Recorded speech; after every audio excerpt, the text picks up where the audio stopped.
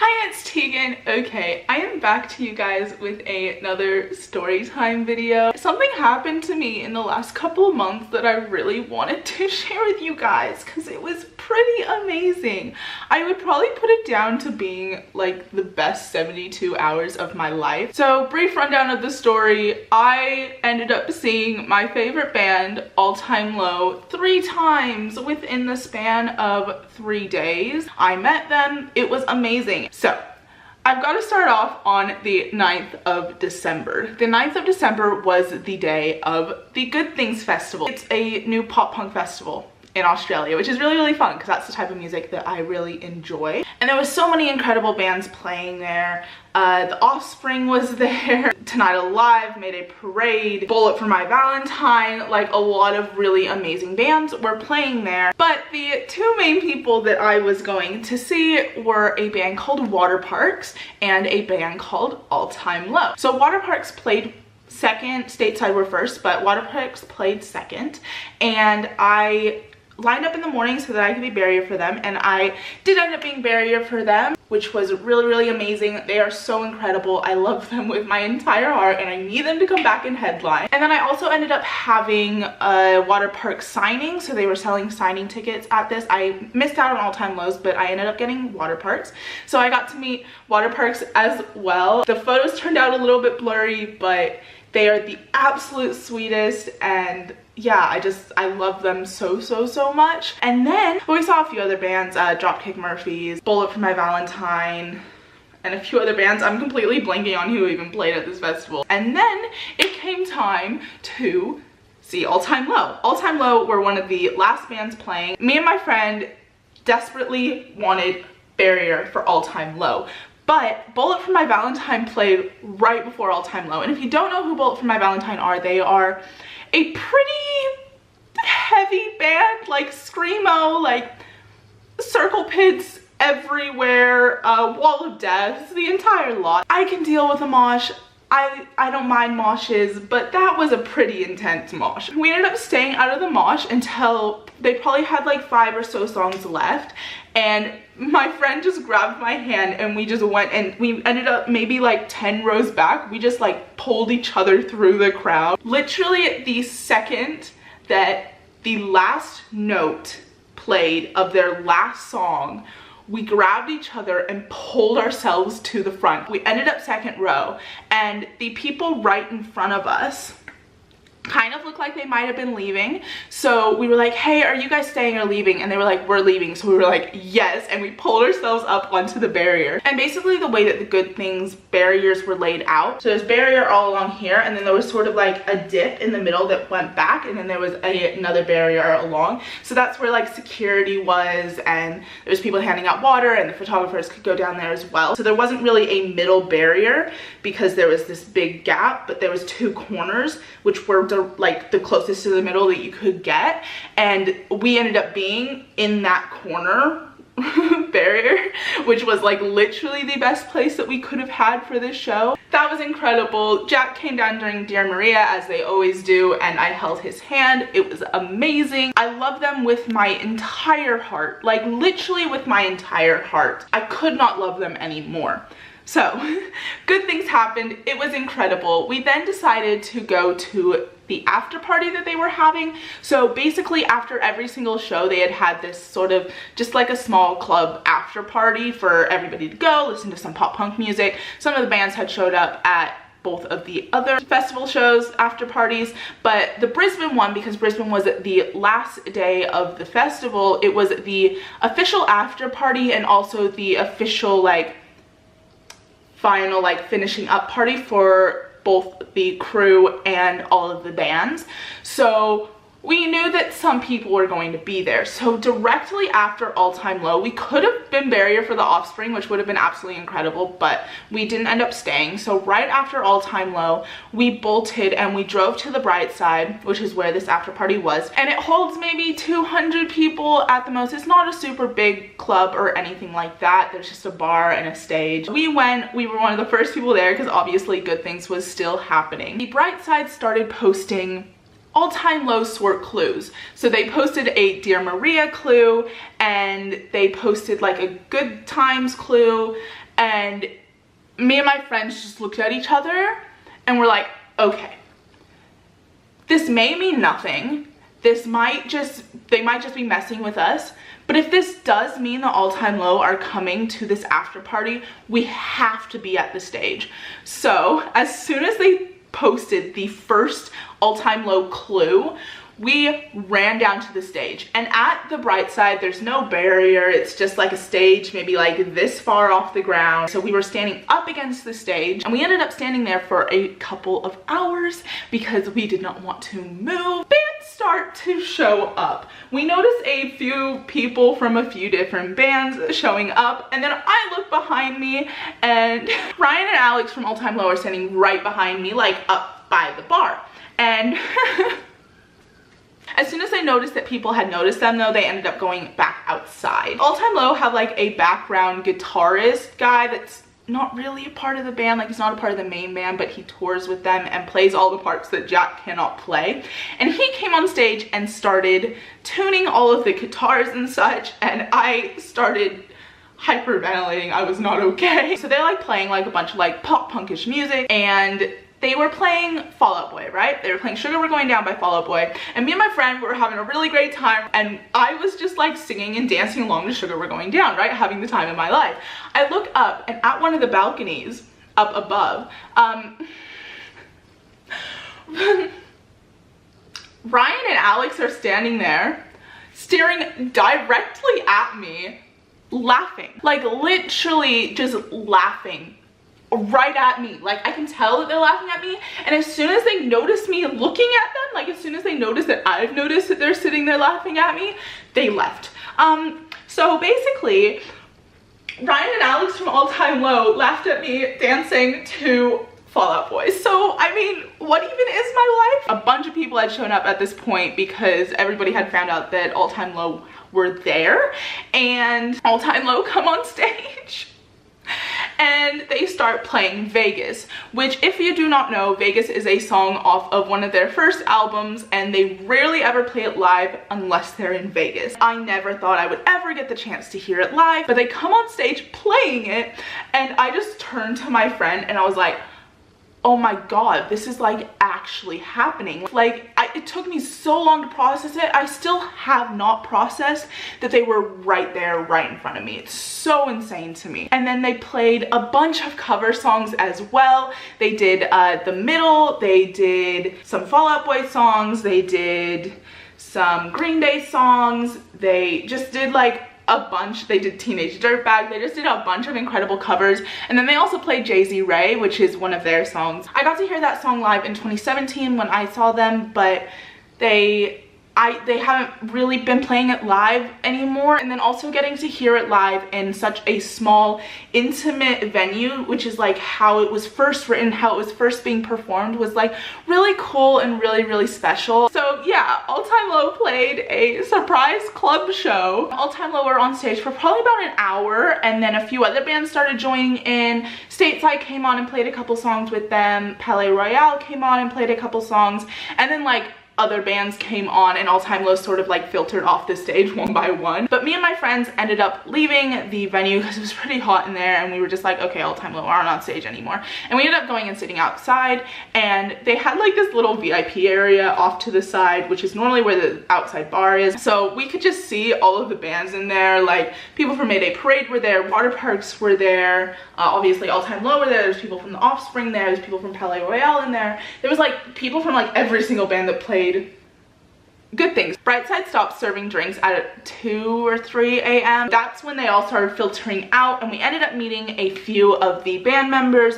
I said hi to the lead singer of Mayday Parade, which was really, really cool. I didn't get a photo with him, but then I did end up getting a photo with Jeff from Waterparks. He is the absolute sweetest angel. I love him with my entire heart. I got a photo with Jack from All Time Low. He was very, very drunk. I actually got this photo earlier on in the night when he was leaving. My friend got up and asked him for a photo, and he was like, I'm way too fucked up, guys, I'm so sorry. Which, I mean, at least he was being honest, but I did end up getting this. I met Alex from All Time Low. I love him with my entire heart. He's one of my favorite humans in the entire world. And then I also ended up meeting Zach from All Time Low.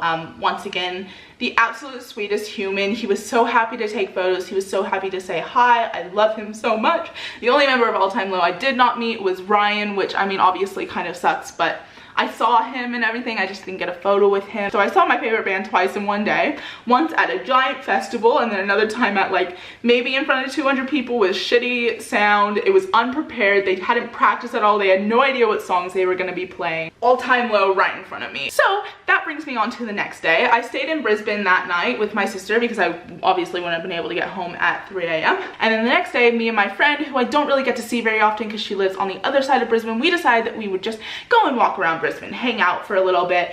We knew that the bands were there, but we did not think in the slightest that we were going to run into any of them. I was on the bus going into the city on my way to meet up with my friend Maddie, and I step off of the bus in Queen Street.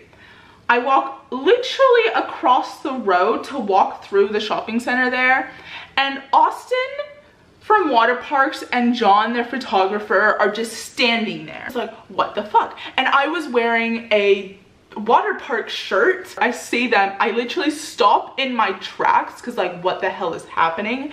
And they look up, see me, and I was just like, oh, hi. And I just talked to them for like a couple of minutes, and they were the absolute sweetest, and my voice was completely gone. Like literally it was Waterparks set that did it to me. I don't know what it was. I must have like strained something in my vocal cords. I'm not even joking. It was that bad. Like I could not speak. And I was talking to Austin and John, and we were talking about a bunch of different things. And then at the end, Austin was like, because Austin was a little bit sick, and he was like, you know, your voice sounds like my voice feels. I was like, oh my god.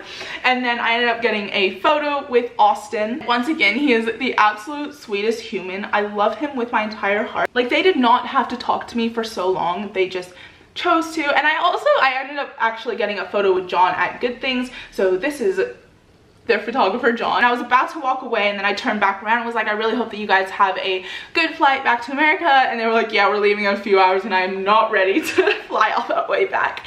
And then we said goodbye. And I went and sat down at one of the benches in the middle and was like messaging my friends like, oh my god, what the hell just happened? And then they walked past me again, and they sort of just look down and smile and wave and keep walking. I'm like, oh my god. And then I end up going and meeting up with my friend Maddie. She's like, what the hell just happened? Like, how did you run into them so quickly? And then we ended up just, you know, going and walking around the city. And we walked back through that shopping center, and Maddie looks down into the food court below us, and Austin and John are just standing there. And obviously Maddie hadn't met them yet, so she was like, oh my god, I have to go out and meet them. And I was like, oh my god, they're gonna think I'm a stalker, like following them around. And we went down to the bottom, and literally the first thing I said to them was, I promise I'm not following you. I promise I'm not stalking you. And they just laughed. We ended up talking to them for a couple more minutes, which was absolutely incredible. Maddie got a photo with them as well. And yeah, they're just the sweetest people, and I love them so much. So then Maddie and we're like, oh my god, okay, that was just like the highlight of the entire day. Like nothing could top that. A few hours go by, we were getting ready to leave the city, and we were on a bus, right? And it was so funny because we were literally talking. We're like, literally, this bus is gonna take off, and we're gonna look out the window, and we're gonna see somebody from a band, and we're gonna be on the bus, and we're not gonna be able to meet them. So the bus starts moving. Literally 5 seconds after the bus starts moving, Maddie looks out the window and is like, oh my god, I think that's Jack. Like Jack from All Time Low. I have never hit a stop button on a bus so fast. We got off at the next stop, then we ran back to where we thought we had saw him, and he wasn't there anymore. So we looked around for another like 5, maybe 10 minutes and could not find him. It was like, okay, we either missed him or Maddie just thought it was Jack and it wasn't actually him. So we're like, okay, that kind of sucks, but like, oh well, we still met Austin earlier on in the day. So then we're walking through the city, we turn, and we see Jack walking up a hill, and we run across and we can't see him. So we were walking up, and Maddie turns, and he's just in a coffee shop, and the coffee shop had all glass windows so we could see him. And we're like, oh my god, that's Jack Barracat. So we stood outside the coffee shop. He came out, we said hi, and Maddie was like, we literally got off of a bus because we saw you. He's like, oh, perfect timing there. And then we talked for a little bit. He was the sweetest, and then he offered us photos. He's like, would you guys like to take some photos? This was the photo that I got with him. I love him with my entire heart. When I say that, I'm not exaggerating. I love him so much. And then he ended up leaving. He was definitely a bit, you know, hungover from the night before, but it was still so incredible getting to meet him. And then we ended up leaving because we realized that the rest of All Time Low were already on the Gold Coast for their Coolangatta show.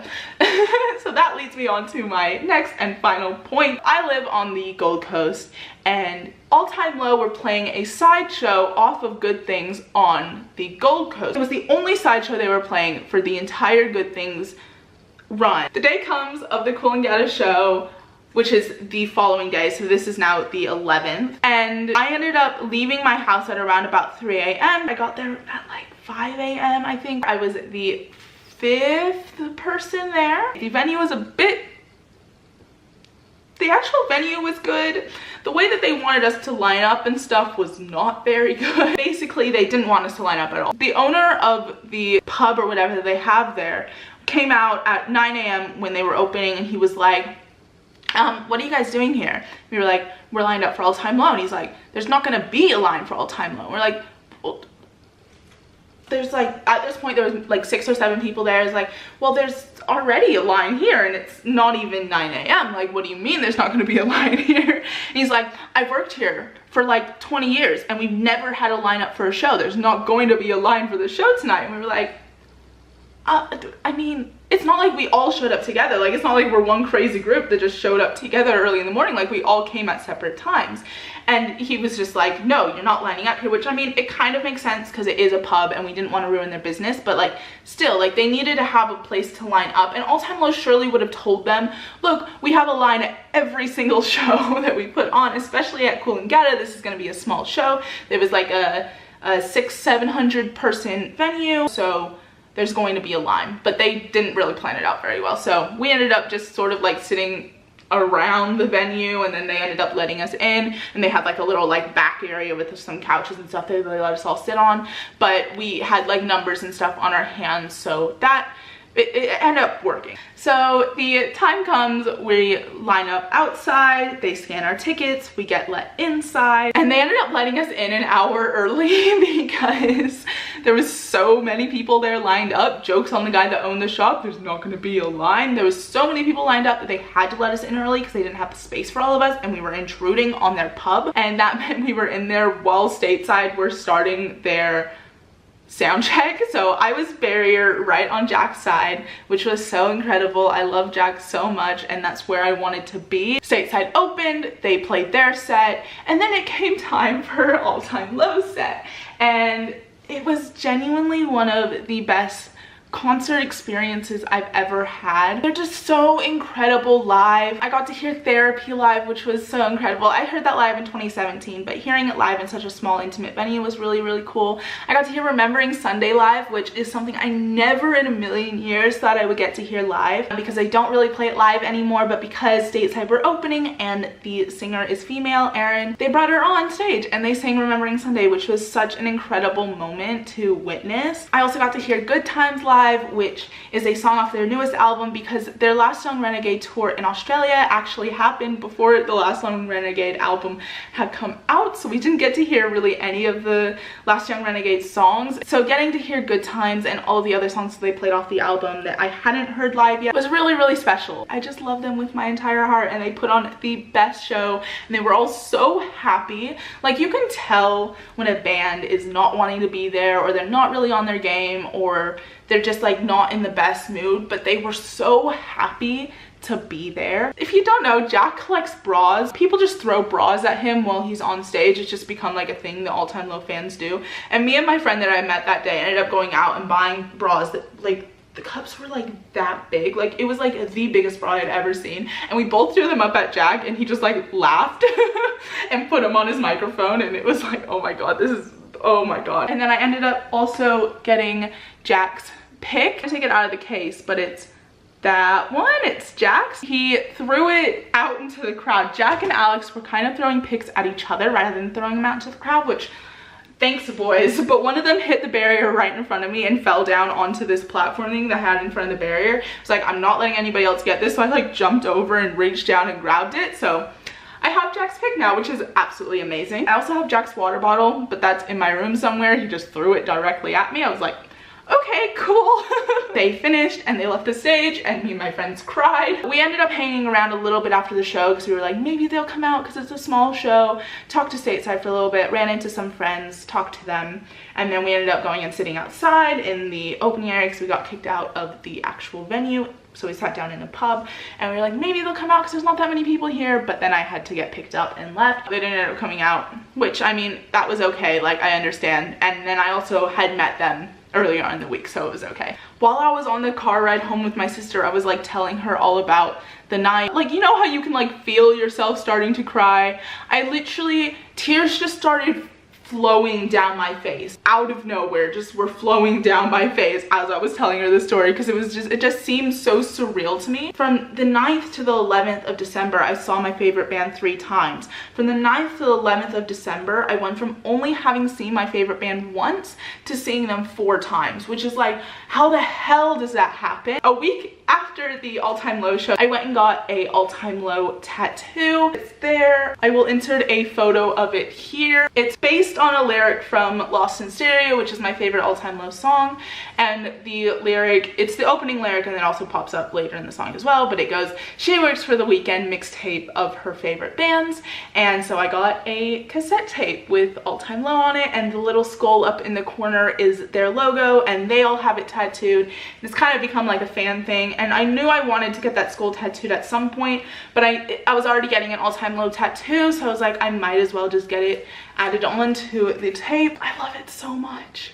Like, genuinely, it's like my favorite tattoo I have. I love it with my entire heart. I think that's gonna be about it for this video, for this very, very long story time, but there was a lot to talk about. So yeah, I really hope that you guys enjoyed it if you watched until the end. I would absolutely love to know your experiences on seeing All Time Low down below. I would love to hear all about it. And yeah, that was the story of pretty much the best 72 hours of my life. So incredible. I love All Time Low so much, and Waterparks and everybody else. That's gonna be about it for this video. I really hope that you guys enjoyed it. If you did, you can give it a big thumbs up. I would really, really appreciate that. And you can also hit that subscribe button down below if you would like to be notified when I post new videos. And yeah, that's gonna be about it for this intense video today. I'm Tegan, and I will see you guys next time. Bye!